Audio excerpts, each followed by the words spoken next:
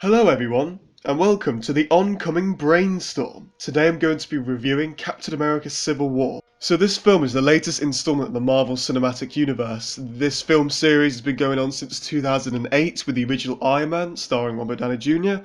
And there's been about 12 films ever since. So the basic story is that the two superhero allies, Captain America and Iron Man, find themselves at odds when the government plans to regulate the Avengers and take control over the superhero team.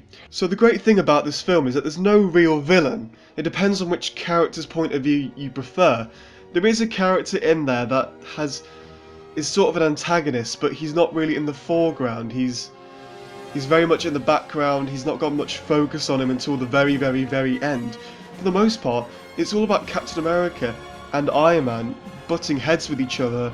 The different ideologies that you can see in real life, the whole idea of freedom or control, which one really works better, are the Avengers really all that good for planet Earth? Are they causing more problems? Are they hurting people? But at the same time, will the government, pull back the Avengers? Will they restrict them and not let them be what they need to be? They won't just be allowed to go out and save people. They'll have to sign all these papers and get people's permission before they can do that, but at the same time that could save more lives.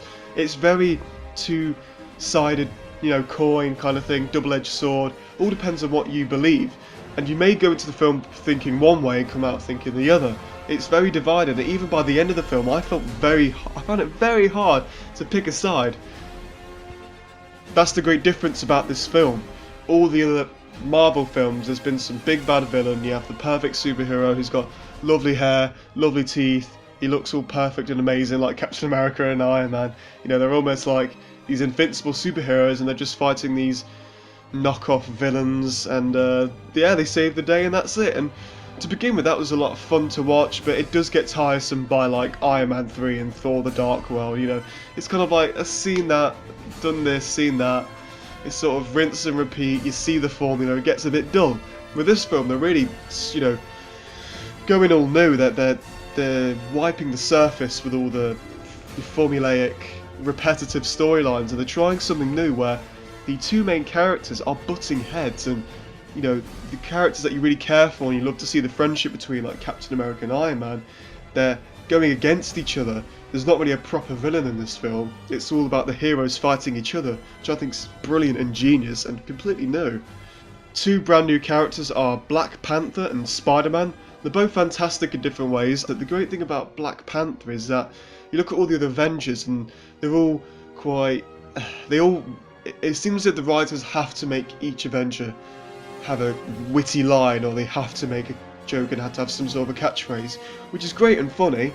But at the same time, it's like, are there any serious characters here? And it seems that with, also Vision as well, the android, and you've got Black Panther, you've got more characters that are more serious, and you've got a greater variety in characters. Spider-Man's not in the film that much, if I'm honest. He's not really a massive key player in the whole story. He's in there, he's important, but he's not the main focus.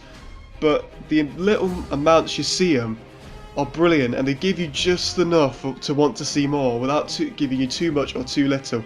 I personally want to see a lot more, and there's a part of me coming out of the film going, oh, I wish there was more Spider-Man, but that's a good thing. That's good advertising for the next Spider-Man film.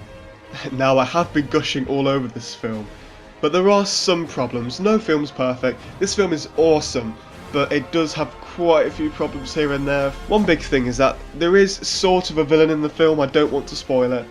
His plan is great, but it's very far-fetched, over the top, and a little silly. His motivations make sense, but how he actually gets to that plan is another story. It's very over the top and very like, mwahaha, my evil plan has come to... It does feel very comic booky. Also, the beginning of the film does feel very slow. The first act can drag like a lot. And as much as I loved Spider-Man being in the film, he does feel a little bit forced into the script, like it kind of comes out of nowhere.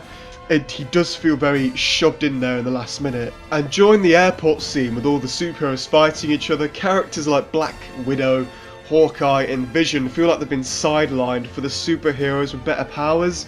Some of the CGI looked very dodgy and seemed like it was rushed, especially with Robert Downey Jr.'s head in the Iron Man suit looked weird at some points, like really odd, like his head was just some sort of a bobblehead, like it didn't look like it was quite there. But overall, the film is great. It's a lot of fun. If you could look past these small problems, it could generally be one of your favourite Marvel films if you enjoyed the others. It's one of my favourites, but this film feels as if everything else, every other film in the previous franchise has been building up to this moment.